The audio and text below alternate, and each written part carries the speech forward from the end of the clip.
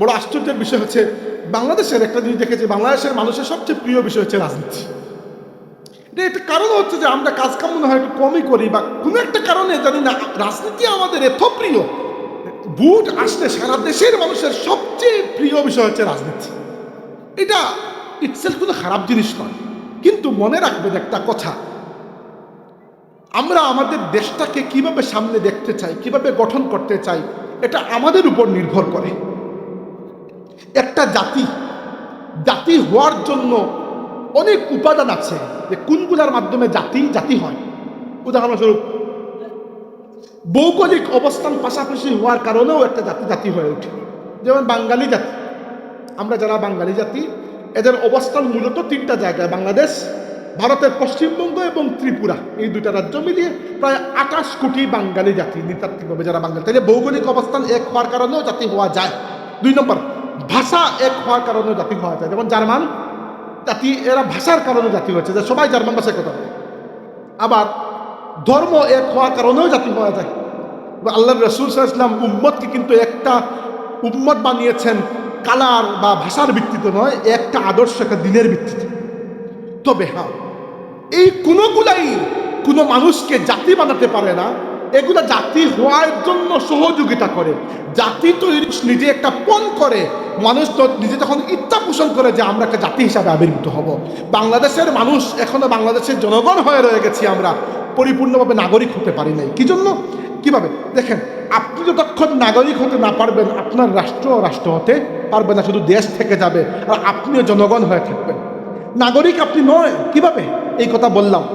বাংলাদেশে কোনো একটা বড় জায়গায় চাচা, মামা, খালু না ধরে কি আপনার কোনো হক আপনি আদায় করতে পারবেন? শুধুমাত্র নাগরিক হিসাবে আপনার কোনো অধিকার আদায় করতে গেলে আপনার 12টা বেজে যাবে। এইটা হচ্ছে জনগণ আর নাগরিকের পার্থক্য। আমি জার্মানিতে আছি হিসাবে জার্মানির কথা বলছি, গুণগান গাইছি না, যেটা ফ্যাক্ট সেটা ফ্যাক্ট। জার্মানিতে যে পুরুষ বা নারী এসে আমাদের এলাকা পরিষ্কার করে ট্রাক দিয়ে ময়লা তুলে নিয়ে যায়, সেও জার্মানির প্রেসিডেন্ট কিংবা চ্যান্সেলরের সামনে দাঁড়িয়ে নাকের সামনে নাক ধরে, চুকের সামনে চুক রেখে নিজের অধিকারের কথা বলতে পারবে, আদায় করতে পারবে। কারণ কি? এই রাষ্ট্রগুলো একটা রাষ্ট্র হতে পেরেছে, তাদের নাগরিকরাও নাগরিক হতে পেরেছে।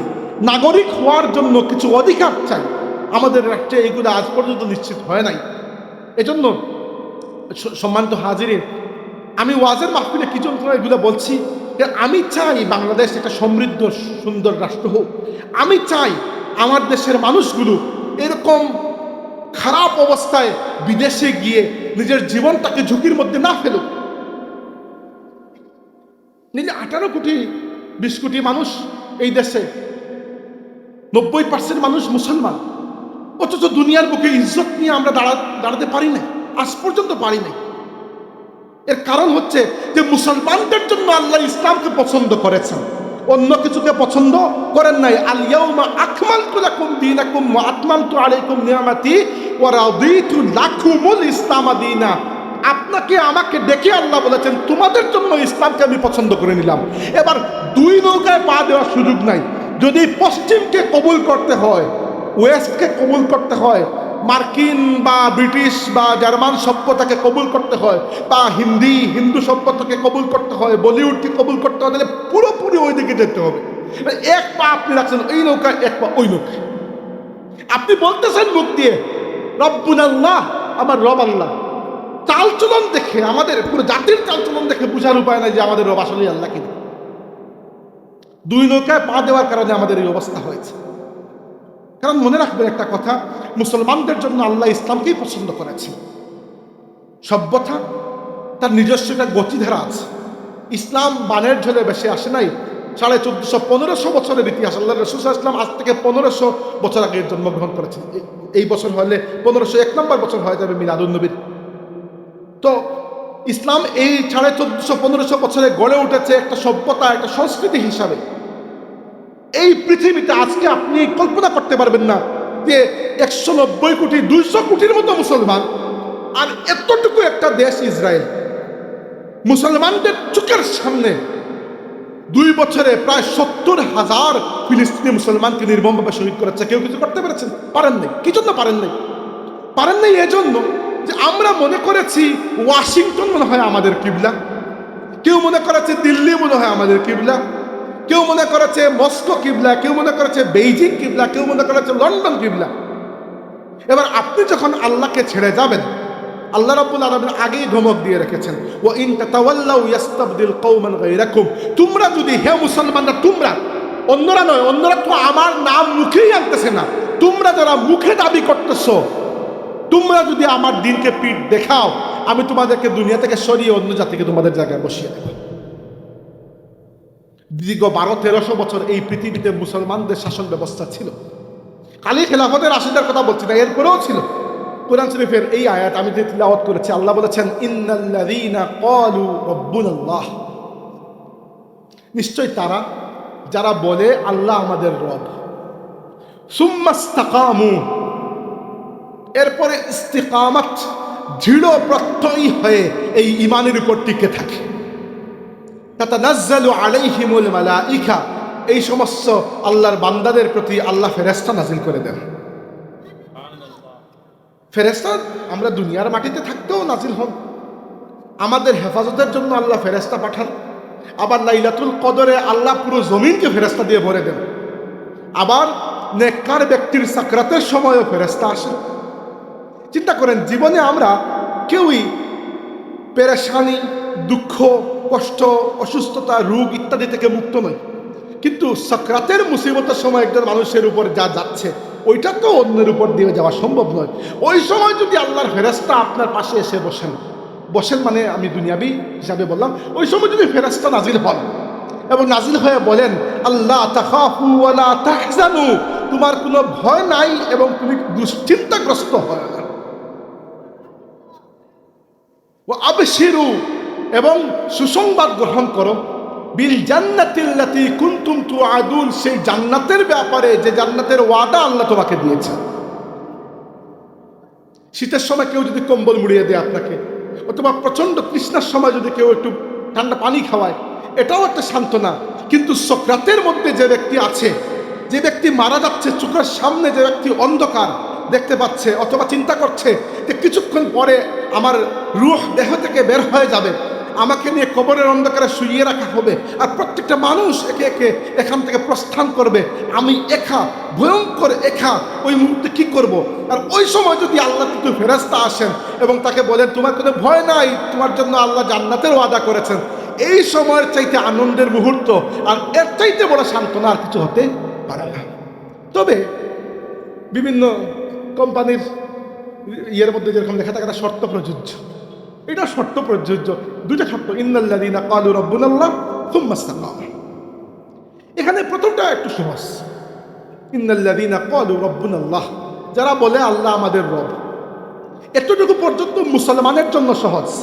এবার একটু ভেতরে যাই, একটা জিনিস একটু বলি, এত কঠিন কিছু না, কিন্তু মানে বললে বুঝতে পারবেন। আল্লাহ তাবারাকা ওয়া তাআলাকে আমরা মানি, মানারও বিভিন্ন ধরন আছে। এই পৃথিবীতে খুব কম মানুষ আপনি পাবেন যারা আল্লাহকে স্রষ্টা মানে না। প্রায় সবাই নিতান্ত গবেট ছাড়া, মূর্খ ছাড়া আল্লাহকে স্রষ্টা মানে। কেন মানে? কারণ চোখের সামনে যেহেতু এত বড় সৃষ্টি আছে, সৃষ্টি যেহেতু আছে, স্রষ্টাও তো নিশ্চয়ই থাকবেন। মোবাইল তো আর হাওয়া থেকে আসে নাই, কেউ না কেউ তো বানাইছে। তো এই বিশাল সৃষ্টি তো আর হাওয়া থেকে আসে নাই, কেউ না কেউ তো বানিয়েছে। এমনকি বিশ্বাস করবেন, মক্কার মূর্তি পূজারী মুশরিকরাও আল্লাহকে স্রষ্টা মানত। আমার কথা না, কোরআন শরীফে আল্লাহ বলেছেন, ওয়ালা ইন সাআলতাহুম মান খালাকাস সামাওয়াতি ওয়াল আরদি লা ইয়াকুলুন্নাল্লাহ, হে নবী, যদি এদেরকে জিজ্ঞেস করেন যে আসমান এবং জমিনকে কে সৃষ্টি করেছে, তারা বলবে আল্লাহ সৃষ্টি করেছে। দ্যাট মিনস আল্লাহকে স্রষ্টা, খালিক মানার ক্ষেত্রে কারো কোনো দ্বিমত নাই। এছাড়া আল্লাহকে একেবারেই মাবুদ মানত না এরকম ধর্ম দুনিয়াতে কম। সবাই আল্লাহকে একটা না একটা সুরতে মাবুদ মেনেছে, নাম দিয়েছে একটু ডিফারেন্ট ডিফারেন্ট। আপনি দেখবেন প্রাচীন ধর্মগুলো, ধরেন ইউরোপে যে ধর্মগুলো ছিল, গ্রিক ধর্ম বা রোমান ধর্ম, এগুলো তো একটা গড, সবার উপরে একজন গড আছে। এই গডের নাম সবসময় ইংরেজি ক্যাপিটাল লেটার, বড় হাতের জি দিয়ে লেখা হয়। ওটা কখনো ছোট হাতের জি দিয়ে লেখা হয় না। কিন্তু সমস্যা কি? সমস্যা যে ওই গড একা নয়, ওই গডের পুরো পরিবার আছে এবং পরিবারের সদস্যদের নাম বা ছোট হাতের জি দিয়ে লেখা হয়। ওইগুলোর সাথে এস এবং ইএস যুক্ত করে গডেস বা গডস। গডেস মানে হচ্ছে গডের বউ, আর গডস মানে হচ্ছে বহু বচন খুদাগুলো। প্রবলেমটা এই জায়গায়। প্রবলেমটা এটা নয় যে আল্লাহকে তারা মাহবুদ মানে নাই, প্রবলেমটা হচ্ছে আল্লাহকে একমাত্র মাহবুদ মানে নাই। মক্কার মুশরিকরাও দুই একবার আল্লাহর ইবাদত করছে, সমস্যা হচ্ছে সাথে লাত মানাত উজ্জাকেও ঢুকে গেছে। মক্কার মুশরিকদের তালবিয়া, আপনারা যে তালবিয়া পড়েন হজে গেলে লাব্বাইক আল্লাহুম্মা লাব্বাইক লাব্বাইক লা শারীকা লাকা লাব্বাইক, তারাও প্রায় একই তালবিয়া পাঠ করত, কারণ তারাও তো ইব্রাহিম আলাইহিস সালামের আওলাদ। কিন্তু শয়তান বিকৃতি করেছে, মাঝখানে একটা কথা ঢুকিয়ে দিয়েছে। তারা পড়তো এটা লাব্বাইক আল্লাহুম্মা লাব্বাইক লাব্বাইক লা শারীকা লাকা লাব্বাইক ইল্লা তামলিকুহু ওয়া মা মালাক আও কামা ক্বালা। আমি এক্সাক্ট রিওয়ায়াতটা ভুলে গেছি। তারা বলতো আল্লাহর কোনো শরীক নাই, তবে আল্লাহ নিজে যদি কাউকে শরীক বানায় ফেলে, মানে আল্লাহ তাকে নিজে শরীক, আসলে আল্লাহ কাউকে শরীক বানান নাই, ওটা তারা নিজে ঢুকাইছে। এটা পৃথিবীর বেশিরভাগ ধর্মে, শুধু বর্তমান যুগে শুধুমাত্র ইসলাম আর ইহুদি ধর্ম ছাড়া প্রায় ধর্মের নিয়মটা প্রায় এরকমই। ইহুদিরা আল্লাহর সাথে শিরিক করে না, কারণ যে দুই একবার করছিল আল্লাহ এমন ডান্ডা দিছেন একবার সিধা হয়ে গেছে। একবার তারা গরুর বাচ্চার পূজা করেছে, আল্লাহ বলেছে ফাকতুলু আনফুসাকুম, নিজে নিজের পরিবারের সদস্যদেরকে হত্যা করো। যারা শিরিক করো নাই, নিজে তরবারি হাতে নিয়ে যারা শিরিক করেছে এদেরকে হত্যা করো। এইরকম ডান্ডা দেওয়ার পরে তো ঠান্ডা হয়ে গেছে এরা। এই জন্য ইহুদিদের মধ্যে দুনিয়ার খারাপই আছে, এমনকি তারা নবীদেরকে পর্যন্ত হত্যা করেছে। কিন্তু এই একটা অপরাধ করে না, শিরিক করে না, কি জন্য? কারণ তাদের উপর ডান্ডা গরম ছিল আল্লাহ। আর মুসলমানরা ইন জেনারেল আলহামদুলিল্লাহ শিরিক থেকে পাক আল্লাহ রসুলের বরকতে। বাকি ধর্মগুলোর মধ্যেও আপনি দেখবেন শিরক রয়েছে। শিরক সেই জায়গায় রয়েছে যেখানে আল্লাহর অস্তিত্ব তারা মানে, সাথে অন্যদেরকেও যুক্ত করে দেয়। এটা হচ্ছে প্রবলেমের জায়গা। এবার আল্লাহকে কোরআন কি হিসাবে পরিচয় করিয়েছে? মানে আরবের মুশরিকরা তো আল্লাহকে স্রষ্টা মানত, তাহলে কোরআন যদি এসে বলে খালি আল্লাহ স্রষ্টা আল্লাহ স্রষ্টা, নতুন তো কিছু না, আল্লাহকে তো তারা আগেও শ্রেষ্ঠ মানে। কোরআন আল্লাহকে পরিচয় করিয়েছে অন্য একটা গুণ দিয়ে। মূলত স্রষ্টাও বলেছে আলা ইয়ালামু মান খালাক ওয়া হুয়াল লাতীফুল খাবীর, স্রষ্টা তো বলেছে, কিন্তু কোরআন মূলত আল্লাহর পরিচয় দিয়েছে স্রষ্টা হিসাবে নয়। কারণ কি? আল্লাহ অবশ্যই স্রষ্টা, কিন্তু স্রষ্টা হিসাবে তো আমরা জানি। কোরআন প্রথম আয়াত, কোরআন শরীফের প্রথম যে কয়েকটা আয়াত নাযিল হয়েছে, ইকরা বিসমি রাব্বিকাল্লাযী খালাক, কোরআন এসে মূলত আল্লাহকে রব হিসাবে পরিচয় করিয়েছে। কোরআন শরীফের প্রথম ওহী কি? ইকরা বিসমি রাব্বিকাল্লাযী খালাক, আল্লাহর পরিচয় এসেছে রব হিসাবে। 2 নম্বর ওহী সূরা কলমের প্রথম 8 আয়াত, নুন ওয়াল কলামি ওয়া মা ইয়াসতুরুন মা আনতা বিনিআমাতি রাব্বিকা বিমাজনুন। 3 নম্বর ওহী হচ্ছে সূরা মুদ্দাসসিরের প্রথম কয়েকটা আয়াত, ওইখানেও দেখবেন ইয়া আইয়ুহাল মুদ্দাসসিরু কুম ফাআনজির ওয়া রাব্বাকা ফাকাব্বির। প্রথম পূর্ণাঙ্গ সূরা হচ্ছে সূরা ফাতিহা। সূরা ফাতিহা শুরু হয়েছে আলহামদুলিল্লাহি রাব্বিল আলামিন। কোরআন এসে বারবার যে পরিচয়টাকে আমাদের সামনে তুলে ধরেছে সেটা হচ্ছে রব। কি জন্য? কারণ আল্লাহকে শুধু স্রষ্টা মানলে আল্লাহর কথাও যে মানতে হবে এটা আমাদের উপর ওয়াজিব হয় না। আল্লাহকে রব মানলে আল্লাহর কথাও যে মানতে হবে এইটা আমাদের উপর ওয়াজিব হয়ে যায়। এইখানেই হচ্ছে আসল জিনিস। তাইলে এই পৃথিবীতে শুধু আস্তিকতা আর নাস্তিকতা নয়, মাঝখানে একটা পন্থা আছে। আস্তিক যারা, আমরা আল্লাহকে মানি এবং শুধু বিশ্বাস করি যে তা নয়, আল্লাহর কথাও মানি আমরা, মানে চেষ্টা তো করি মানার জন্য, কতটুকু পারিস না ভিন্ন কথা।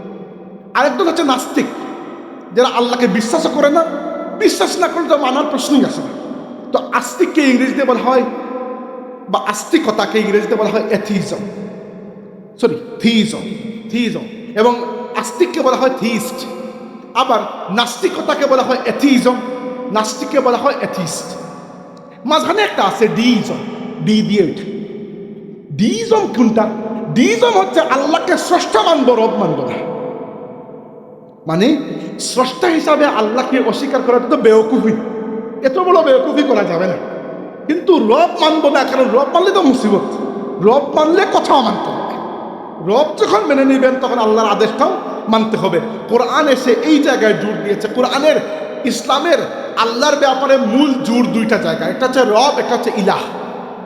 আমাদের কালিমায় আমরা লা খালিকা ইল্লাল্লাহ বলি না, আমরা বলি লা ইলাহা ইল্লাল্লাহ। এবং কি লা খালিকা ইল্লাল্লাহ এটাও সত্য কথা, লা রাজিকা ইল্লাল্লাহ এটাও তো সত্য কথা। এগুলো সবই তো সত্য কথা যে আল্লাহ ছাড়া কোনো রিজিক দাতা নাই, আল্লাহ ছাড়া কোনো স্রষ্টা নাই। কিন্তু কালিমা আমরা এইগুলা বলি না, আমরা বলি লা ইলাহা ইল্লাল্লাহ। কারণ ডিবেট ছিল ওইটা নিয়ে যে আল্লাহর সাথে অন্য মাবুদকেও লাগিয়ে দিয়েছে, নবী এসে আমাদেরকে ওইখান থেকে পাক করেছে। আর একইভাবে এরা রব মানত না, এটাই তাদের সবচেয়ে বড় সমস্যা ছিল। এরা রব মানত না, নবী এসে আল্লাহকে রব মানিয়েছেন। আর আজকের যুগেও, এই ফিতনার যুগে পৃথিবীতে নতুন মতবাদ ডিইজম চালু হয়েছে, এবং এই ডিইজমের সাথে আপনার সেকুলারিজম বা ধর্মনিরপেক্ষতার একটা মিল আছে। পৃথিবীতে বিভিন্ন জায়গায় মুসলিম রাষ্ট্রগুলোকে এবং মুসলিম রাষ্ট্রের নাগরিকদেরকে ইসলাম থেকে সরানোর একটা সভ্য পায়তারা কিন্তু সভ্য পায়তারা হচ্ছে সেকুলারিজম বা ধর্মনিরপেক্ষতা। বাংলাদেশেও এটা নিয়ে অনেক কসলাকসলি করা হয়, মুক্তিযুদ্ধের সময় করা হয়েছিল, মুক্তিযুদ্ধের পরেও করা হয়েছিল। যদিও আমাদের বাংলাদেশের মুক্তিযুদ্ধের সময় 1971 সালে আমাদের স্বাধীনতা যুদ্ধের 3টা আদর্শ বলা হয়েছে, যে এই 3টা আদর্শকে সামনে রেখে আমরা স্বাধীনতা যুদ্ধ করছি। আমি বলছি না, মুজিবনগর সরকারের দস্তাবেজের মধ্যে ওইগুলো লেখা আছে। কি কি? একটা হচ্ছে সাম্য, মানে মানুষের সমতা, কেউ গুলাম নয় আর কেউ মালিক নয়। 2 নম্বরটা হচ্ছে মানবিক মর্যাদা, আর 3 নম্বরটা হচ্ছে সামাজিক ন্যায় বিচার। এই 3টা আদর্শকে সামনে রেখে মুক্তিযুদ্ধ করা হয়েছে। কিন্তু মুক্তিযুদ্ধের পরে ইন্ডিয়ার প্রভাবে আমাদের যে সংবিধান তৈরি হলো, সেই সংবিধানের মধ্যে আমাদের রাষ্ট্র পরিচালনার মূলনীতি হিসাবে ধর্মনিরপেক্ষতাকে ঢুকিয়ে দেওয়া হয়েছে। আর ধর্মনিরপেক্ষতা কি আসলে?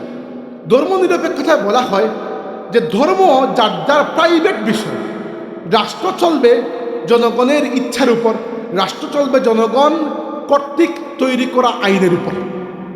এবার কেউ যদি, কোনো মুসলমান যদি নিজেকে পরিপূর্ণভাবে জানে দিলে ধর্মনিরপেক্ষ মনে করে, তাহলে প্রবলেমটা কি? প্রবলেমটা হচ্ছে যে আপনি এটা স্বীকার করছেন যে আল্লাহ রাব্বুল আলামিন এতটুকু পাওয়ারফুল যে তিনি আসমান জমিন চালাইতে পারেন, কিন্তু এটা স্বীকার করছেন না যে আল্লাহ এতটুকু পাওয়ারফুল যে আপনার রাষ্ট্রের আইনও চালাইতে পারেন। এটা তো বড় বোকামুর কথা হয়ে যায়। এই জন্য ইউরোপীয় উপনিবেশবাদ আমাদের মুসলিম বিশ্বকে যখন প্রায় 150, কোনো জায়গায় 50, কোনো জায়গায় 200 বছরের মতো গ্রাস করে রেখেছিল ইউরোপিয়ান কলোনাইজাররা, এরা এখন বিদায় নিয়েছে ঠিক আছে, কিন্তু আমাদের মগজের মধ্যে, মস্তিষ্কের মধ্যে এখনো ওই পশ্চিমাদের গোলামির ছাপ লেগে আছে।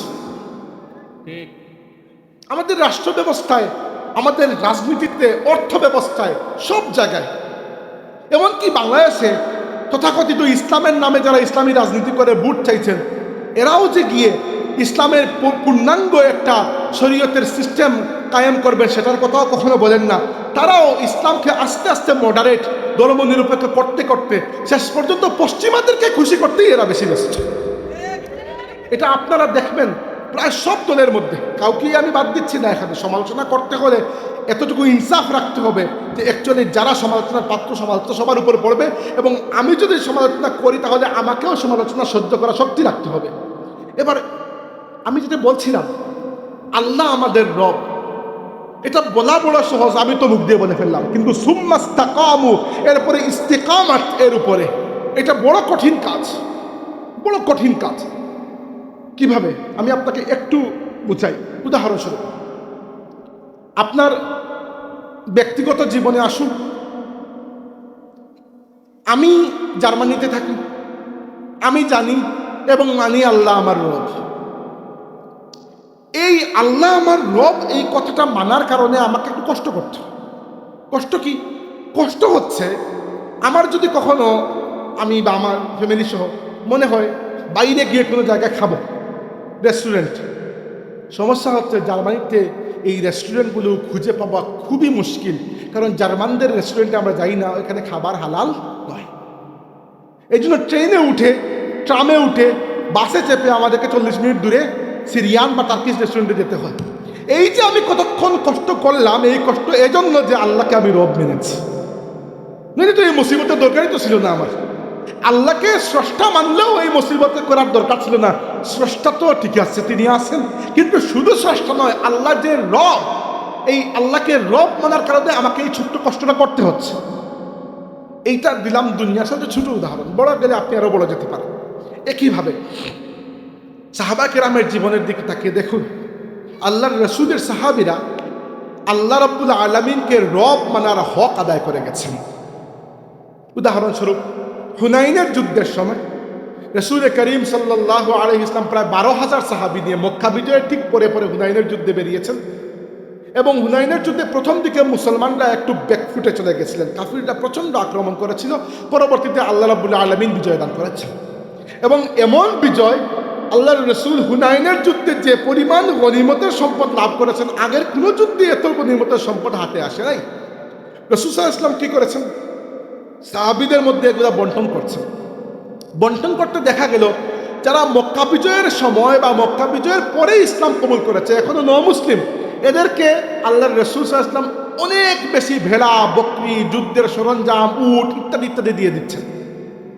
এরপরে 2 নম্বর ক্যাটাগরিতে মক্কার দরিদ্র সাহাবী মুহাজির যারা, এদেরকে আল্লাহর রাসূল সাল্লাল্লাহু আলাইহি ওয়াসাল্লাম কিছু দিচ্ছেন। কিন্তু এই পুরো দেওয়ার প্রসেস থেকে একদল সাহাবী সম্পূর্ণ বাদ পড়ে গেছে। এরা কারা? এরা হচ্ছেন মদিনার আনসার সাহাবী। এটা আমার কাছে আল্লাহকে রব মানার সবচেয়ে শ্রেষ্ঠ উদাহরণ। মদিনার আনসার সাহাবীরা লক্ষ্য করলেন রাসূল করিম সাল্লাল্লাহু আলাইহি ওয়াসাল্লাম তাদেরকে একটা সুতাও দিচ্ছেন। মদিনার আনসার সাহাবীদের মধ্যে একটা কথাবার্তা শুরু হলো। রাসূল পাক সাল্লাল্লাহু আলাইহি ওয়াসাল্লাম যখন মক্কার জমিনে তার জন্য বড় কঠিন পরিস্থিতি ছিল, আমরা বুক পেতে আল্লাহর নবীকে আপন করে নিয়েছিলাম, আর আজকে আল্লাহর রাসূল আমাদেরকে ভুলে গেলেন। কোনো সাহাবী, মদিনার কোনো সাহাবী চিন্তা করছেন যে এখন তো আর আল্লাহর নবী আমাদের কাছে যাবেন না, কারণ নিজের বাড়ি মক্কা তো বিজয় হয়ে গেছে, এখন আর যাওয়ার দরকার কি? তো আমাদের এতদিনের পরিশ্রম আল্লাহর নবী ভুলে গেলেন, বিষয়টা কি? এই হাদিস সহিহ বুখারী সহ বিভিন্ন কিতাবের মধ্যে আছে। ঘটনাচক্রে আল্লাহর রাসূল সাল্লাল্লাহু আলাইহি ওয়াসাল্লাম এই কথাগুলো জানতে পারলেন, এবং আনসার সাহাবীদের কমান্ডার তিনি ছিলেন প্রধান সাআদ ইবনে উবাদা রাদিয়াল্লাহু আনহু, তাকে ডাক দিলেন, সাআদ আসো আমার কাছে। সাআদ আসলেন। আসার পরে আল্লাহর রাসূল সাল্লাল্লাহু আলাইহি ওয়াসাল্লাম জিজ্ঞাসা করলেন, সাআদ, আমি শুনতে পেলাম তোমরা আনসাররা নাকি বলাবলি করছো, আমি তোমাদেরকে কিছুই দেই না, ভুলে গেছি। সাআদ ইবনে উবাদা রাদিয়াল্লাহু আনহু বলে, ইয়া রাসূলুল্লাহ, আমি বলি নাই, বাচ্চা কাচ্চা যারা আমাদের ওরা বলছে। রাসূল সাল্লাল্লাহু আলাইহি ওয়াসাল্লাম বললেন, আচ্ছা দেখি বলো তো তোমার কি মতামত? আল্লাহর নবী শামসুল্লাহ মিথ্যা কথা বলে লাভ নেই, তিনি বুদ্ধিদীপ্ত উত্তর দিলেন। তিনি বললেন, ইয়া রাসূলুল্লাহ, আমিও আমার দলেরই একজন। রাসূল সাল্লাল্লাহু আলাইহি ওয়াসাল্লাম বলেন, ঠিক আছে, মদিনার আনসার সাহাবীদেরকে ডাকো, আর আমার তাঁবুর আশেপাশে যেন আনসার সাহাবী ছাড়া আর কেউ থাকে না, এটা তুমি নিশ্চিত করো যে আনসাররা ছাড়া আর কেউ যেন না থাকে। আনসাররা আসলেন। আনসারদের সংখ্যা 600-700 হবে, ম্যাক্সিমামের বেশি, মানে প্রথম সারির আনসার যারা এক্স্যাক্টলি মদিনা শহরের বাসিন্দা। এরপরে তো কত মানুষ এসে ইসলাম কবুল করেছে, কেউ মদিনায় থেকেছে, কেউ চলে গেছে, কিন্তু মৌলিকভাবে আনসার ওই 600-700 মানুষই হবে। মুহাজির ওই রকম 200-250 খুব বেশি হবে না। আনসার সাহাবীরা আসলেন। রাসূল সাল্লাল্লাহু আলাইহি ওয়াসাল্লাম বললেন, হে আনসাররা বলো। তারা বললেন, ইয়া রাসূলুল্লাহ, কি বলবো? আল্লাহ নবী বললেন, বলো। তারা বললেন, কি বলবো? রাসূল সাল্লাল্লাহু আলাইহি ওয়াসাল্লাম বললেন, বলো তোমরা যে আপনাকে যখন কেউ বিশ্বাস করে নাই, আমরা করেছি। তারা বললেন, ইয়া রাসূলুল্লাহ, এই কথা আমরা কেন বলতে যাব? আল্লাহ রাসূল বললেন, যদি তোমরা এই কথা বলো তাহলে কোনো সত্যই বলবে, মিথ্যা নয়। তোমরা যদি এটা বলো যে ইয়া রাসূলুল্লাহ, যখন আপনাকে আপনার মানুষের আশ্রয় দেয় নাই, আমরা আপনাকে আশ্রয় দিয়েছি, যদি এই কথা বলো তাহলে তোমরা সত্য কথাই বলবে, মিথ্যা নয়। তারা বলল, ইয়া রাসূলুল্লাহ, এই কথা আপনি কি জন্য বলছেন? বালিল্লাহু ওয়া রাসূলুহু আল ফাদলু ওয়াল মান, বরং আল্লাহ এবং রাসূল তো আমাদের উপর করুণা মেহেরবানি করেছে।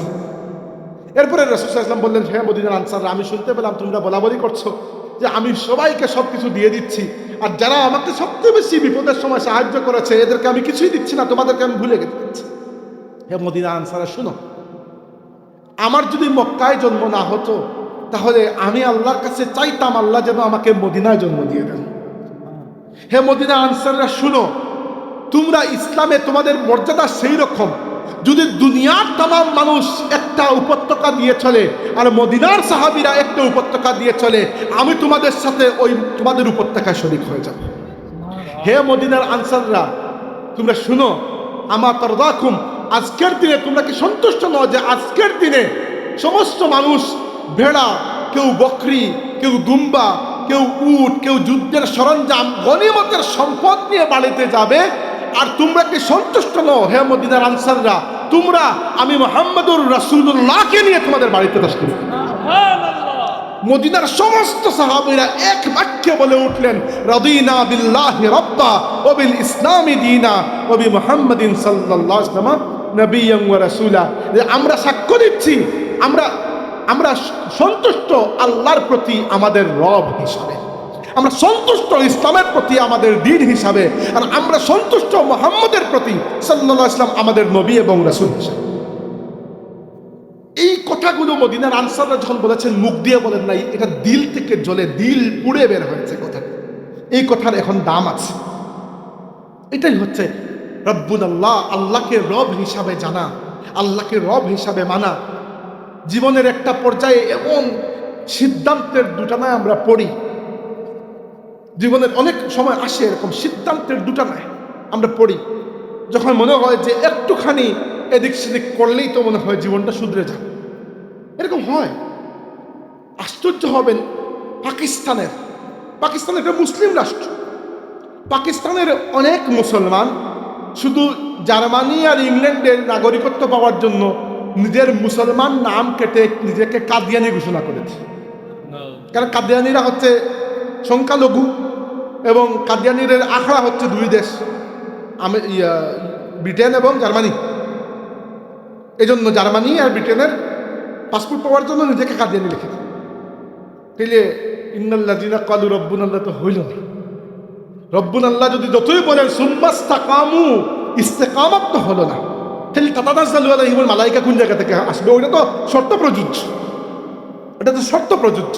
সম্মানিত হাজিরিন, আসেন একটু প্র্যাকটিক্যাল লাইফে, জীবন চলার পথে কোনো না কোনো জায়গায় আমরা নিজের খেদমত আঞ্জাম দেওয়ার চেষ্টা করি। কেউ শিক্ষকতায়, কেউ রাজনীতিতে, কেউ অন্য কোনো জায়গায়। আর বড় আশ্চর্যের বিষয় হচ্ছে, বাংলাদেশের একটা জিনিস দেখেছি, বাংলাদেশের মানুষের সবচেয়ে প্রিয় বিষয় হচ্ছে রাজনীতি। এটা কারণ হচ্ছে যে আমরা কাজকাম মনে হয় একটু কমই করি, বা কোনো একটা কারণে জানি না রাজনীতি আমাদের এত প্রিয়। ভোট আসলে সারা দেশের মানুষের সবচেয়ে প্রিয় বিষয় হচ্ছে রাজনীতি। এটা ইটসেলফ কোনো খারাপ জিনিস নয়, কিন্তু মনে রাখবেন একটা কথা, আমরা আমাদের দেশটাকে কিভাবে সামনে দেখতে চাই, কিভাবে গঠন করতে চাই, এটা আমাদের উপর নির্ভর করে। একটা জাতি হওয়ার জন্য অনেক উপাদান আছে, যে কোনগুলোর মাধ্যমে জাতি হয়। উদাহরণস্বরূপ, ভৌগোলিক অবস্থান পাশাপাশি হওয়ার কারণেও একটা জাতি হয়ে ওঠে। যেমন বাঙালি জাতি, আমরা যারা বাঙালি জাতি, এদের অবস্থান মূলত তিনটা জায়গায়, বাংলাদেশ, ভারতের পশ্চিমবঙ্গ এবং ত্রিপুরা, এই দুইটা রাজ্য মিলিয়ে প্রায় 28 কোটি বাঙালি জাতি, নৃতাত্ত্বিকভাবে যারা বাঙালি। তাহলে ভৌগোলিক অবস্থান এক হওয়ার কারণেও জাতি হওয়া যায়। 2 নম্বর, ভাষা এক হওয়ার কারণেও জাতি হওয়া যায়। যেমন জার্মান জাতি, এরা ভাষার কারণে জাতি হচ্ছে, যে সবাই জার্মান ভাষায় কথা বলে। আবার ধর্ম এক হওয়ার কারণেও জাতি হওয়া যায়। আল্লাহ রাসূল সাল্লাল্লাহু আলাইহি ওয়াসাল্লাম উম্মতকে কিন্তু একটা উম্মত বানিয়েছেন কালার বা ভাষার ভিত্তিতে নয়, একটা আদর্শ, একটা দিনের ভিত্তিতে। তবে হ্যাঁ, এই কোনোগুলাই কোনো মানুষকে জাতি বানাতে পারে না। এগুলা জাতি হওয়ার জন্য সহযোগিতা করে। জাতি তৈরি নিজে একটা পণ করে, মানুষ তো নিজে যখন ইচ্ছা পোষণ করে যে আমরা একটা জাতি হিসাবে আবির্ভূত হব। বাংলাদেশের মানুষ এখনো বাংলাদেশের জনগণ হয়ে রয়ে গেছি, আমরা পরিপূর্ণভাবে নাগরিক হতে পারি নাই। কি জন্য? কিভাবে? দেখেন, আপনি যতক্ষণ নাগরিক হতে না পারবেন, আপনার রাষ্ট্র হতে পারবে না, শুধু দেশ থেকে যাবে, আর আপনিও জনগণ হয়ে থাকবেন। নাগরিক আপনি নয়। কিভাবে? এই কথা বললাম, বাংলাদেশে কোনো একটা বড় জায়গায় চাচা, মামা, খালু না ধরে কি আপনার কোনো হক আপনি আদায় করতে পারবেন? শুধুমাত্র নাগরিক হিসাবে আপনার কোনো অধিকার আদায় করতে গেলে আপনার 12টা বেজে যাবে। এইটা হচ্ছে জনগণ আর নাগরিকের পার্থক্য। আমি জার্মানিতে আছি হিসাবে জার্মানির কথা বলছি, গুণগান গাইছি না, যেটা ফ্যাক্ট সেটা ফ্যাক্ট। জার্মানিতে যে পুরুষ বা নারী এসে আমাদের এলাকা পরিষ্কার করে ট্রাক দিয়ে ময়লা তুলে নিয়ে যায়, সেও জার্মানির প্রেসিডেন্ট কিংবা চ্যান্সেলরের সামনে দাঁড়িয়ে নাকের সামনে নাক ধরে চুকের সামনে চুক রেখে নিজের অধিকারের কথা বলতে পারবে, আদায় করতে পারবে। কারণ কি, এই রাষ্ট্রগুলো একটা রাষ্ট্র হতে পেরেছে, তাদের নাগরিকরাও নাগরিক হতে পেরেছে। নাগরিক হওয়ার জন্য কিছু অধিকার চাই, আমাদের রাষ্ট্রে এইগুলো আজ পর্যন্ত নিশ্চিত হয় নাই। এজন্য সম্মানিত হাজিরিন, আমি ওয়াজের মাহফিলে কিছু এগুলো বলছি যে আমি চাই বাংলাদেশ একটা সমৃদ্ধ সুন্দর রাষ্ট্র হোক। আমি চাই আমার দেশের মানুষগুলো এরকম খারাপ অবস্থায় বিদেশে গিয়ে নিজের জীবনটাকে ঝুঁকির মধ্যে না ফেলুক। আপনারা জানেন না মানুষের জীবনের কষ্টটুকু আমি দেখেছি, শুনেছি। আমি ইতালি, ফ্রান্স, স্পেন, পর্তুগাল নানান দেশে গিয়ে বাংলাদেশের, আমাদের সিলেটের, আমাদের পরিচিত মানুষের দুঃখের যে কাহিনী শুনেছি। এরকম মানুষ আমি দেখেছি যে ব্যক্তি বাংলাদেশ থেকে হেঁটে ইউরোপ চলে গেছে। আমাদের সিলেট বাংলাদেশ থেকে ইন্ডিয়া, ইন্ডিয়া হয়ে পাকিস্তান, পাকিস্তান থেকে চূড়াই পথে, পাকিস্তান থেকে আফগানিস্তান, আফগানিস্তান থেকে ইরান, ইরান থেকে টার্কি, টার্কি থেকে গ্রিস। এমনও মানুষের কথা জানি যারা রাস্তায় পড়ে মারা গেছে। এমনও মানুষের কথা জানি যারা লিবিয়া হয়ে ইতালিতে যাওয়ার সময় 13, 14, 15 দিন ডাকাতের হাতে, মাফিয়ার হাতে বন্দী ছিল, মায়ের কান্নায় ঘরে অবস্থা খারাপ। এরকম মানুষের কান্না। ওই সাতকের জাউয়া এলাকার একটা ছেলেকে ওই দিন ইতালিতে গিয়ে দেখলাম, ওই বেচারা সারা পৃথিবী হেঁটে হেঁটে ঘুরে ঘুরে, এত গরিব যে পুরো ফ্যামিলির মধ্যে কারো একটা মোবাইল নেই। আজকের যুগে ঘুরে ঘুরে ইতালিতে গেছে, যাওয়ার পরে ক্যান্সার ধরা পড়ছে। বয়স আমার অর্ধেক হবে, আমার অর্ধেক যদি দাও হয় 20 বছর হবে। 20 বছর হলে তো আমার থেকে বহু ছোট, আমার বয়স 30-এর অনেক উপরে। এই বাচ্চাকে দেখতে গেলাম আমি হসপিটালে, মানে দেখে মনে হলো যে আমাদের দেশের মানুষের প্রাণের মূল্য এত কম কেন। মানে ডাক্তারকে আমি জিজ্ঞেস করেছিলাম, ডাক্তার বলছে যে এইটা টার্মিনাল ফেজ। টার্মিনাল ফেজ হচ্ছে যেখান থেকে মৃত্যু ব্যতীত আর কোনো বের হওয়ার রাস্তা নেই। আমি ওই ছেলেটাকে জিজ্ঞেস করলাম বাড়িতে যোগাযোগ করার বিষয়। সে বলল যে ওই হসপিটালে আমাদের মাসলাকের একজন মানুষ ট্রান্সলেটর হিসাবে কাজ করেন। ওই ভাই বড় দয়াবান হয়ে নিজের ফোন দিয়ে তার এলাকার বাজারে ফোন করে তার বোনের সাথে কথা বলিয়ে দেন মাঝে মধ্যে। এইটা দেখে ব্যথা লাগে যে আমরাও তো মানুষ, খালি আমেরিকানরা, ইউরোপিয়ানরা মানুষ, আর আমরা কি মানুষ নই? কিন্তু আমরা আমাদের প্রাণের দামে তো কম কেন? কারণ আমাদের রাষ্ট্রকে আমরা রাষ্ট্র বানাতে পারি নাই। কেন পারি নাই? কারণ আমরা মুসলমান। আমাদের জন্য আল্লাহ একটা দিন, একটা সভ্যতা, একটা সংস্কৃতি দিয়েছিলেন, আমাদের জন্য ইসলাম দিয়েছিলেন। আমরা ইসলাম ছেড়ে দিয়েছি, আল্লাহর রহমতের হাত আমাদের হাত উপর উঠে গেছে। নিজে 18 কোটি 20 কোটি মানুষ এই দেশে, 90% মানুষ মুসলমান, অথচ দুনিয়ার বুকে ইজ্জত নিয়ে আমরা দাঁড়াতে পারি না, আজ পর্যন্ত পারি নাই। এর কারণ হচ্ছে যে মুসলমানদের জন্য আল্লাহ ইসলামকে পছন্দ করেছেন, অন্য কিছুকে পছন্দ করেন নাই। আল ইয়াউমা আকমালতু লাকুম দীনাকুম ওয়া আতমামতু আলাইকুম নিয়ামাতি ওয়া রাদিতু লাকুমুল ইসলাম দীনা। আপনাকে আমাকে ডেকে আল্লাহ বলেছেন তোমাদের জন্য ইসলামকে আমি পছন্দ করে নিলাম। এবার দুই নৌকায় পা দেওয়ার সুযোগ নাই। যদি পশ্চিমকে কবুল করতে হয়, ওয়েস্টকে কবুল করতে হয়, মার্কিন বা ব্রিটিশ বা জার্মান সভ্যতাকে কবুল করতে হয়, বা হিন্দু সভ্যতাকে কবুল করতে হয়, বলিউডকে কবুল করতে হয়, তাহলে পুরোপুরি ওই দিকে যেতে হবে। এক পা আপনি রাখছেন এই নৌকায়, এক পা ওই নৌকায়। আপনি বলতেছেন মুখ দিয়ে রব্বুন আল্লাহ, আমার রব আল্লাহ। চালচলন দেখে, আমাদের পুরো জাতির চালচলন দেখে বুঝার উপায় নাই যে আমাদের রব আসলেই আল্লাহ কিনা। দুই নৌকায় পা দেওয়ার কারণে আমাদের এই অবস্থা হয়েছে। কারণ মনে রাখবেন একটা কথা, মুসলমানদের জন্য আল্লাহ ইসলামকেই পছন্দ করেছেন। সভ্যতা তার নিজস্ব একটা গতিধারা আছে। ইসলাম বানের ঝোলে বেশি আসে নাই।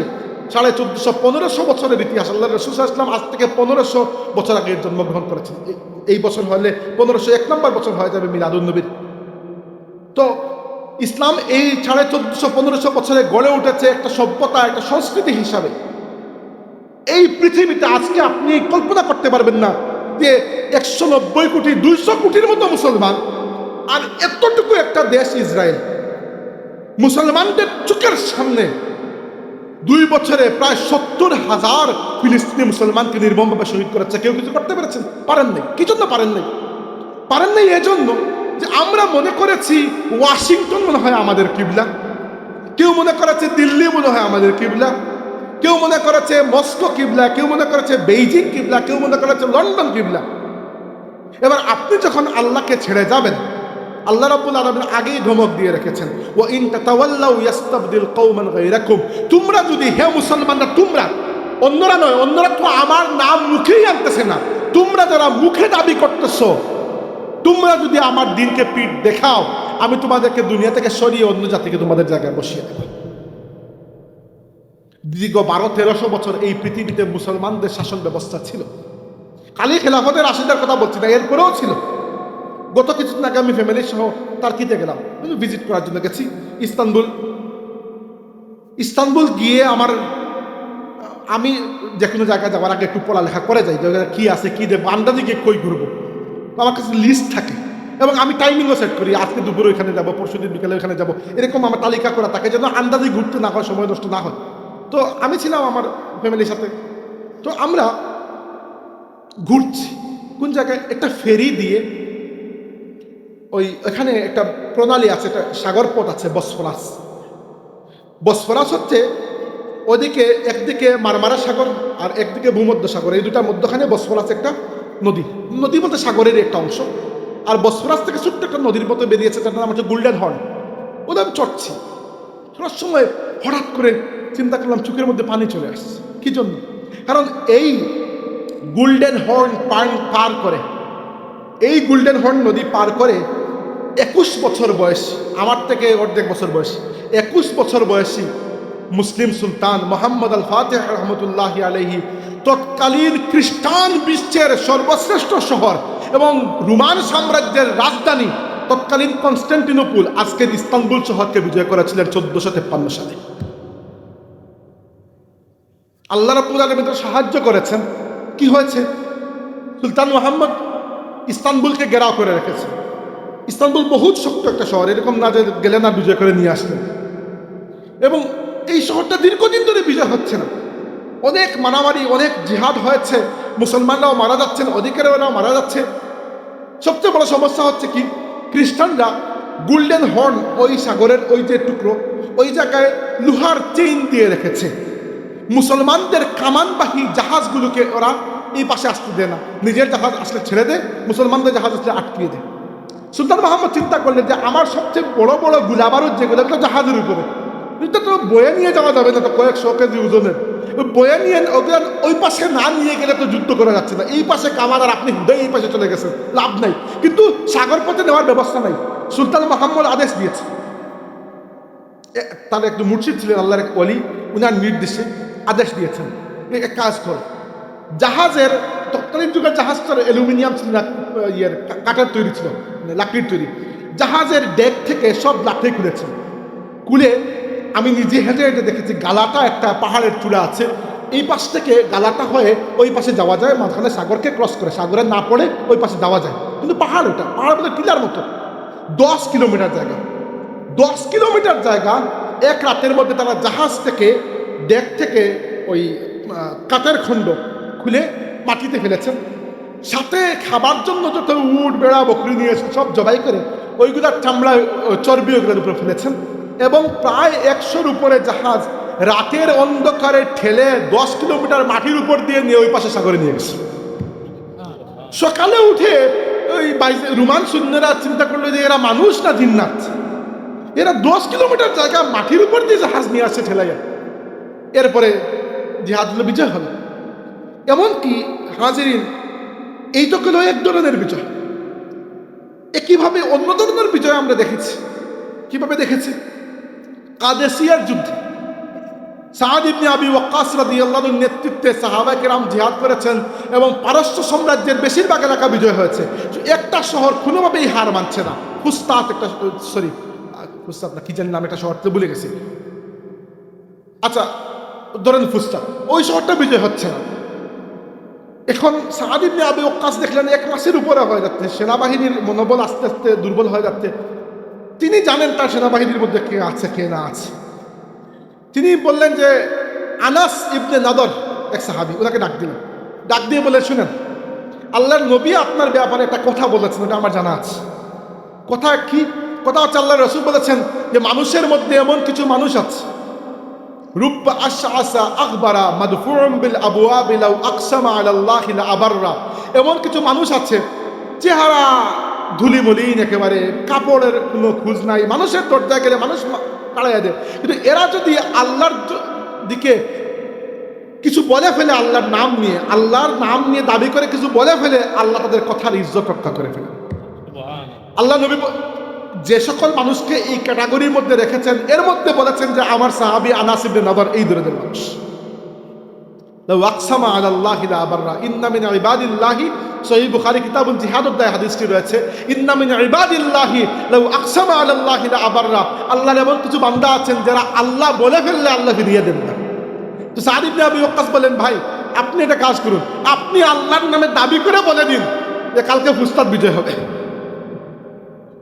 আচ্ছা, ওই সাহাবী চিন্তা করলেন যে তিনিও জানেন, নিজের ব্যাপারে তো জানা আছে, তিনি চিন্তা করলেন যে ঠিক আছে আমি বলবো, কিন্তু বলার পরে যদি আমার ফুস্তাদ বিজয় হয়ে যায় তো মানুষ আমাকে মাথার উপরে তুলে আর কোন অহংকারী বানিয়ে দেবে। সাহাবীদের তো এটা চিন্তার বিষয়, আমাদের তো চিন্তা নাই।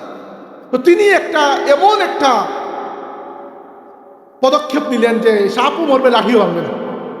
তিনি বললেন যে আমি আল্লাহর উপর তাওয়াক্কুল করে, দাবি করে, কসম করে বলছি কালকে ফুস্তাদ বিজয় হয়ে যাবে, এবং আমি এটাও কসম করে বলছি যে কালকের যুদ্ধে আমি শহীদ হয়ে যাব। পরের দিন ফুস্তাদও বিজয় হলো, তিনিও শাহাদাত বরণ করলেন। এরকমও বিজয়। এগুলা কি? এগুলো সবই ইস্তেকামাত, এগুলা সবই ইস্তেকামাত। আমাদের পুরো জীবনটা ইস্তেকামাতের উপরে চলে যায়। ইন্নাল্লাযীনা ক্বালু রাব্বুনাল্লাহ, যারা বলে আল্লাহ আমাদের রব, সুম্মা ইসতাকামু, এরপরে ইস্তেকামাত, এরপরে দৃঢ় প্রতিজ্ঞ হয় এইটার উপর টিকে থাকে, তাতানাজ্জালু আলাইহিমুল মালাইকা, মৃত্যুর সময় যখন ঘনিয়ে আসে এদের প্রতি আল্লাহর ফেরেশতা নাজিল হয়। এবং শেষ কথা বলে শেষ করছি, 5 মিনিট, বেশি লম্বা না, শরীরটা খারাপ করতেছে। যেটা হচ্ছে যে ফেরেশতা নাজিল হওয়া বা ফেরেশতা আসার ফায়দা কি? ফায়দা হচ্ছে, আমার এক উস্তাদ বলেছিলেন যে দেখেন, প্রত্যেকটা মানুষের একটা শখ হচ্ছে সে একটু পপুলার হতে চায়। আজকের যুগের ভাষায় যদি বলি, মানুষ একটু ভাইরাল হতে চায়, তাই না? এই জন্যই তো এত ক্যামেরা, ফেসবুক, হাবিজাবি। আমিও চাই, আপনিও চান, যুগের অসুস্থতা এটা। কিন্তু মানুষের মধ্যে আপনি যতই পপুলার, যতই ভাইরাল হন না কেন, একটা সময় মানুষ আপনাকে ভুলে যাবে। It's very true. 2 নম্বর, যতই পপুলার হন, দুনিয়ার এমন কোনো মানুষ নাই যাকে সবাই চিনে। আপনি বলবেন আমেরিকার প্রেসিডেন্ট, আপনার গ্রামের চাচিকে গিয়ে জিজ্ঞেস করে দেবেন, আমি জানি না, এত খবর কে রাখে? কিন্তু ফেরেশতাদের একে তো সংখ্যাও বেশি। 2 নম্বর, ফেরেশতারা কিছুই ভুলেন না। এই জন্য যে ব্যক্তি ফেরেশতাদের মধ্যে পপুলার হয়ে যায়, ফেরেশতারা কিয়ামতের দিনেও এটা মনে রাখেন এবং তার জন্য আল্লাহর কাছে সুপারিশ করেন। হাদিসে এসেছে, যে ব্যক্তি একা নামাজে দাঁড়ায়, সেও একেবারে একা নয়, কমপক্ষে উহুদ পাহাড়ের সমান একজন ফেরেশতাকে আল্লাহ তার সাথে দাঁড়া করিয়ে দেন। আর এরকম মজলিসে তো অভাব নাই। লা ইয়াকুদু কওম, হাদিসে এসেছে, আল্লাহ নবী বলেছেন, লা ইয়াকুদু কওমুন ইয়াযকুরুনাল্লাহা ইল্লা হাফাতহুমুল মালাইকা ওয়া গাশিয়াতহুমুর রাহমা ওয়া নাযালাত আলাইহিমুস সাকিনা ওয়া যাকারাহুমুল্লাহু ফিমান ইনদাহু। যারা আল্লাহর বান্দারা এক জায়গায় মজলিস করে আল্লাহর জন্য, আল্লাহর কথা শোনার জন্য, আল্লাহর ইয়াদ করার জন্য, ওই জায়গাকে ফেরেশতারা এসে কর্ডন দিয়ে ঘিরে ফেলে। সুবহানাল্লাহ। ফেরেশতাদেরকে আপন করা খুবই জরুরি। ফেরেশতাদেরকে আপন করা খুবই জরুরি। কি জন্য? একে তো হচ্ছে ফেরেশতারা কিয়ামতের ময়দানে সুপারিশ করবেন আপনার জন্য। হাদিসে এসেছে যে আল্লাহ জিজ্ঞেস করবেন, যার শাফাআত করার কথা সে কি করে ফেলেছে? নবী রাসূল আপনারা করেছেন? আল্লাহ করেছে। নেককার ইমানদাররা তোমরা করেছো? করেছে। ফেরেশতারা তোমরা করেছো? করেছে। তার মানে ফেরেশতারা করবেন। এরপরে আল্লাহ জিজ্ঞেস করবেন যে আর কেউ কি বাকি আছে যার কোনো হিসাব হয় নাই? না, যে জান্নাতে যাওয়ার চলে গেছে, যে জাহান্নামে যাওয়ার চলে গেছে, হিসাব বন্ধ। আল্লাহ বলবেন না, এখনো আমি আল্লাহর রাহমানিয়তের এটা বাকি আছে। আল্লাহ রাব্বুল আলামিন তখন তার কুদরতের হাত কিরকম আমরা জানি না, এটা আল্লাহর কুদরত, আল্লাহর কুদরতের হাত জাহান্নামের উপর দেবেন এবং আল্লাহ রাব্বুল আলামিন বহু সংখ্যক জাহান্নামীকে নিয়ে এসে জান্নাতে প্রবেশ করাবেন। সুবহানাল্লাহ। ওইটা আল্লাহর রহমানের কুদরত, ওইটা আপনি আমি হিসাব করতে পারবো না। কিন্তু এখান থেকে যেটা আমরা জানলাম যে ফেরেশতারা সুপারিশ করবেন। দ্বিতীয়ত যেটা বলে শেষ করবো আজকের ওয়াজ, দুনিয়ার জীবনেও ফেরেশতাদেরকে সাথে রাখার বহু দরকার আছে। কি দরকার? ফেরেশতা আপনার যত পাশে থাকবেন শয়তান ভয় পেয়ে তত দূরে থাকবে, আর ফেরেশতা যত দূরে থাকবেন শয়তান এসে খালি যন্ত্রণা। এরপরে বলবেন রাতে ঘুম হয় না, ভয় পেয়ে উঠে যাই, জাতা দে, তারপরে কি বলে না উফরি, তাহলে ফু দেন ফু দেন ফু দেন। এত ফুর দরকার নাই, ফেরেশতাকে পাশে রাখেন, ফু খাওয়ার দরকারই হবে না। ফু নিয়ে আমি ফাজলামি করছি না, ফু সুন্নত। রুকিয়া এই যে ফু দেওয়া এটা সুন্নত, আমি নিজেও দেই, আবার নিজেকেও দেই, এটা সুন্নত। কিন্তু আমি বলছি যে এত পেরেশান হয়ে অন্যের কাছে কেন ঘুরবেন? আপনি ফেরেশতাকে ওয়ায়ুরসিলু আলাইকুম হাফাজা, মুমিনের হেফাজতের জন্য আল্লাহ ফেরেশতা নাযিল করেন। ফেরেশতাকে পাশে রাখার দুইটা উপায় বলে শেষ করছি আজকের বয়ান। একটা হচ্ছে পাক সাফ থাকা। পাক সাফ যদি থাকেন ফেরেশতা আপনার সঙ্গী হবে। পাক সাফ থাকার সবচেয়ে ভালো উপায় হচ্ছে উজু করে থাকা। কিন্তু উজু করে সবসময় থাকা সম্ভব হয় না। আমার নিজেরও কখনো এরকম না যে আমি সারাদিন উজু করেছিলাম, এটা এত আমল করা তো হয়তো আমাদের পক্ষে, সাধারণ মুসলমানের পক্ষে সম্ভব হয় না। বাট যেটা জরুরি এটা হচ্ছে বাথরুমে যখন যাবে প্রস্রাব পায়খানা করে পবিত্রতা অর্জনের দিকে খুব খেয়াল রাখবেন, খুব খেয়াল রাখবেন, খুব খেয়াল রাখবেন। ওটা নামাজই হবে না। নাইলে ছোটকালে আমরা পড়েছিলাম না আহকাম আর কাম 13টা ফরজ, এর মধ্যে নামাজের বাইরে 7টা মনে হয় না 6টা, ভেতরে 7টা। তো নামাজের বাইরে যেগুলো কি কাপড় পাক, জায়গা পাক আছে না, শরীর পাক, তো এগুলো তো ছোটকালেই পড়ে এসেছে। এবং সবচেয়ে বড় কথা হচ্ছে যে ব্যক্তি প্রস্রাব পায়খানার পরে নিজেকে ভালোভাবে ক্লিন করবে না, এগুলো ছিটা পড়বে, যদি অভ্যাস হয়ে যায় এর জন্য কবরে আলাদা করে তার আযাব হবে না। আর অপবিত্র মানুষের আশেপাশে ফেরেশতারা আসেন না। তাই দয়া করে মুরব্বী হন আর যুবক হন, এটা করতেই হবে আপনাদেরকে। প্রস্রাব পায়খানা করার পরে ঠিক মতো পরিষ্কার হবে। অনেকেই এটা খেয়াল করে নেই, যে কোনো জায়গায় হুট করে বসে গেলেন কি দাঁড়িয়ে তো প্রস্রাব করবেনই না, এটা শয়তানের কাজ। একান্ত অজর, মানে এমন অজর যেখানে আপনি বসলেই আপনার শেষ, আমাদের কারণে 12টা বেজে যাবে, এরকম অবস্থায় একটা সুযোগ আছে, কিন্তু ওইটা মামুল নয়, ওটা সুন্নত নয়, ওটা শুধুমাত্র ডায়ার নেসেসিটিতে জায়েজ।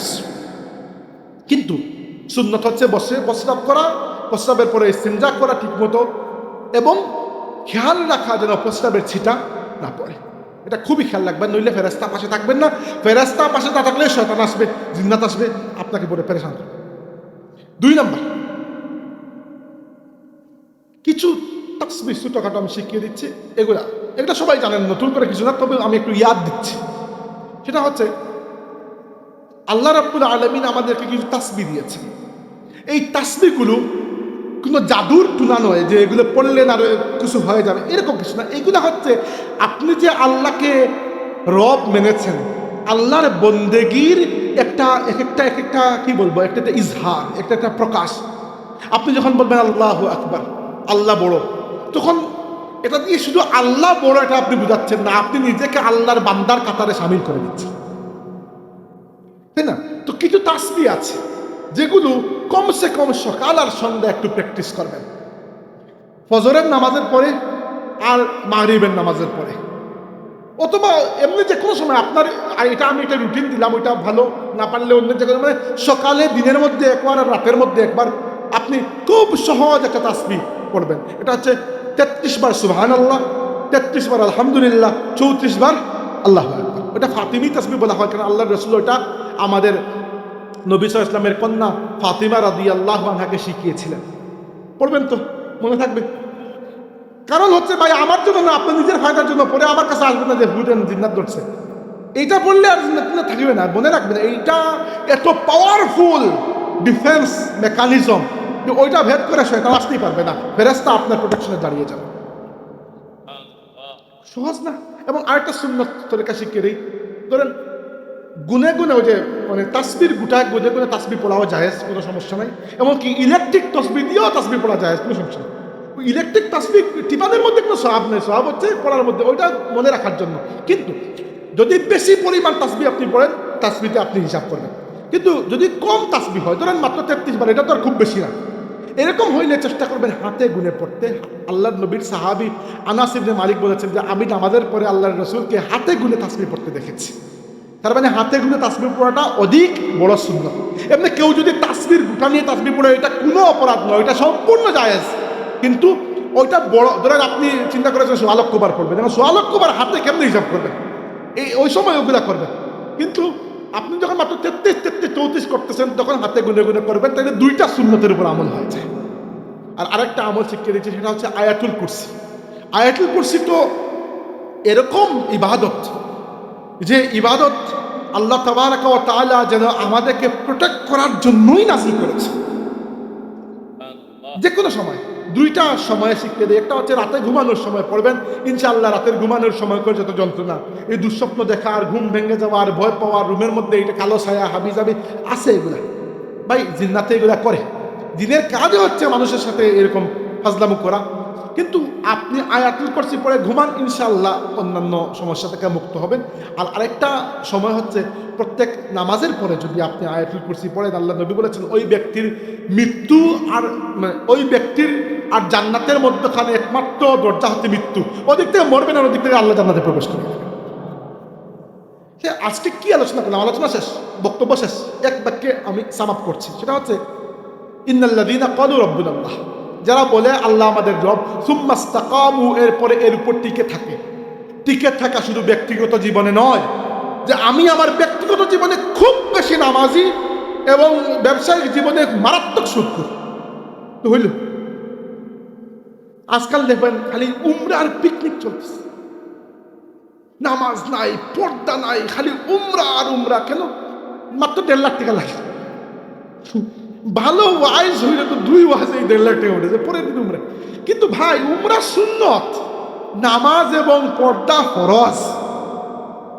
আর উমরা এত সহজ হয়, কি হয়েছে, যারা আল্লাহর নেককার বান্দা তাদের তো দিল এখানে গেলে অন্যরকম হয়ে যায়। কিন্তু বহু মানুষ শুধু যায় খালি টিকটক করার জন্য, তাই না?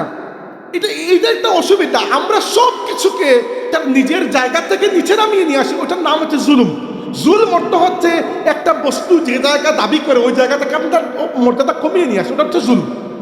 আমি নিজের চোখে দেখেছি, ওইখানে যাওয়ার পরে না কোনো আদব, না কোনো ইলিম, কি করবে কিছুই জানেন না। মাত্র 1.5 লাখ টাকা লাগে বা 2 লাখ 2.5 লাখ, জানি না কত লাগে বাংলাদেশি টাকায়। আমি রিসেন্টলি গিয়েছিলাম জার্মানি থেকে, দেশ থেকে যাওয়া হয় না এই বহুদিন, এই দেশের রেট এখন জানি না। তো পট করে চলে গেলেন এবং পট করে চলে আসলেন, মধ্যখানে কি হলো, একটা পিকনিক হয়ে গেল। দয়া করে এইভাবে করবেন না। আল্লাহকে রব মানা এবং ইস্তেকামাত থাকার জন্য একটা শুরু করুন। প্রথমে আপনার ব্যক্তি জীবনকে শুধরান, আমি আমার ব্যক্তি জীবনকে শুধরাই। এরপরে সমাজে সামাজিক জীব হিসাবে আপনার তো কিছু দায়িত্ব আছে। ইজা রাআ মিনকুম মুনকারান ফালইয়ুগাইয়িরহু বিয়াদিহি, সমাজে কোনো অন্যায় দেখলে সেটাকে প্রতিহত করা মুসলমানের দায়িত্ব। এটা হাদিসে এসেছে, আল্লাহ পাক একবার জিবরাইলকে বললেন, জিবরাইল অমুক জনপদকে তুমি সম্পূর্ণ ধ্বংস করে দাও। জিবরাইল বলে, আল্লাহ এই জনপদে তোমার এমন এক নেক বান্দা আছে যে একটা মুহূর্ত তোমার ইবাদতবিহীন সময় কাটায় নাই, কি করবো? আল্লাহ বলেন, প্রথমে ওই জালিমের উপর ধ্বংস নিয়ে আসো, পরে বাকি মানুষের উপর। কেন? কারণ সে খালি সারাদিন নিজের ইবাদতেই ব্যস্ত ছিল। আমার বিরোধিতা, আমার প্রতি বিদ্রোহ যে করা হচ্ছিল, এই বিরোধিতায় তার চেহারার রংটা পর্যন্ত পরিবর্তন হয়নি। তার মানে মুসলমান পার্সোনাল লাইফ বলে কিছু নাই, মুসলমানের লাইফটাই হচ্ছে পাবলিক লাইফ। মানে প্রত্যেক মুসলমানের দায়িত্ব আছে। আমাদের নবী সাল্লাল্লাহু আলাইহি ওয়াসাল্লাম ছিলেন মুস্তাফা ছিলেন, আমাদের নবী ছিলেন মুজতবা।